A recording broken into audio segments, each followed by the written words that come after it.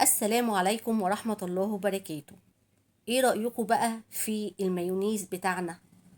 عملناه في بيتنا بنظافة، بمكونات بسيطة، وفي قلب بيتنا كلنا، وطعمه رائع جدا، وكمان قوامه بصوا احلى من الجاهز.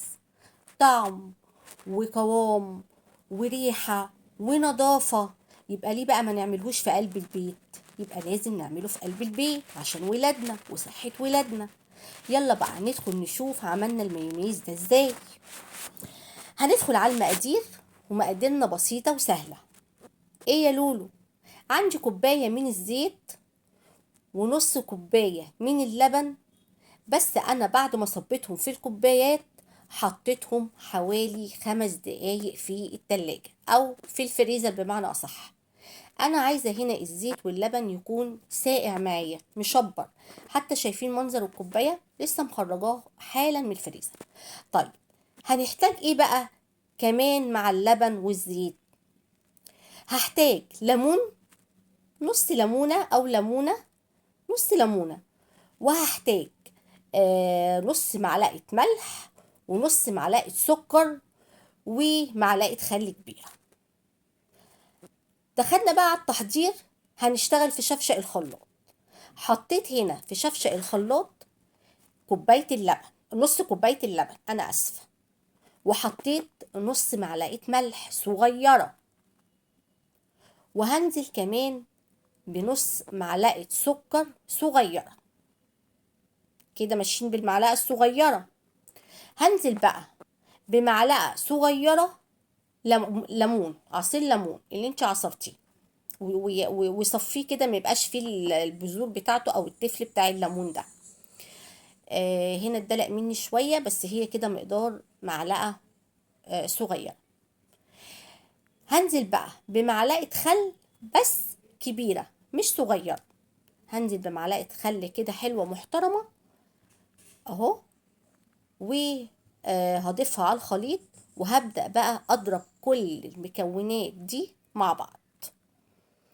هنضربهم على ايه؟ هنضربهم على سرعة هادية.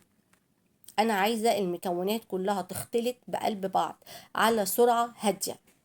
لو ما عندكيش سرعات في الخلاط، يبقى اطفي وشغلي الخلاط على تكات كده لغاية ما كله يدوب معاكي، وما تتأكدي يعني لا في ملح ولا في سكر، كله يبقى كله تجانس كده الخليط في قلب بعض. بعد كده بعد ما خلاص ضربتيه، هتبدأي بقى يجي مرحلة الزيت. الزيت هنا هتفضيه في حاجة يكون فيها سرسوب، سوري، حاجة ليها بوس، عشان احنا لازم ننزل فيه سرسوب زي ما انتوا شايفين بالطريقة دي. انا هنا برضو كنت مشغلة الخلاط، شغلته على السرعة الهادية، وببدأ في المرحلة دي انزل بالزيت. بصوا سرسوب يعني رفيع جدا جدا خالص، عشان المايونيز بتاعي في المرحلة دي يتقل. هو بصراحة خد كوباية الزيت كلها يعني للآخر. في المرحلة دي أنا بضرب على سرعة هادية جدا. هو خلاص، حتى انتي وانتي بتعمليه هتلاقي في الآخر خالص هتلاقي صوت الخلاط كده اتكتم، يعني مبقاش زي الأول وانتي بتشغليه، هتلاقي صوته مكتوم كده. هتلاقيه تقل معاكي وبقى حلو جدا. هنا انا خلصت الزيت الكوباية كلها. بصوا بقى الجمال ما شاء الله، تقله حلو جدا، ريحته حلوة. وطبعا تستعملي نوع زيت كويس. بصوا تقله حلو جدا ما شاء الله. يلا يا حبيبتي بقى، لو وصلتي معايا لغاية هنا لايك بقى للفيديو الحلو ده، الفيديو يستاهل تعملي لايك. واشتركي معانا في القناة لو انت مش مشتركة، وفعلي بقى الجرس عشان يوصلك مني كل فيديو او كل جديد احنا بنعمله. بص السمك ما شاء الله، سمكه حلو جدا جدا. هنا بقى جبت بولة، وهبدأ افضي المايونيز بتاعي. بصوا تقله حلو ما تبارك الله.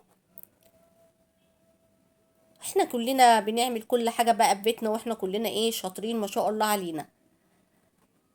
هنا فضيته في البولة الازاز دي. بس بصراحة بقى ايه قلت ايه، لقيت البولة بيضة كده شكلها حلو، قلت ده هيبقى يعني هيبقى في البولة التانية احلى يعني. بصوا سمكه. وكمان انا كده لسه ما حطيتهوش في التلاجة. تقدري طبعا تعبيه في برطمان وتقفليه وتحطيه عندك في التلاجة، تستعملي منه في سندوتشات لولادك. حاجة كده نظيفة انت ضمناها. هنا بقى جبت البولة دي، ما عجبتنيش البولة الازاز بصراحة، وعبيته بالشكل ده. ما شاء الله بصوا. ايه رأيكم؟ اظن بقى بيتكلم عن نفسه.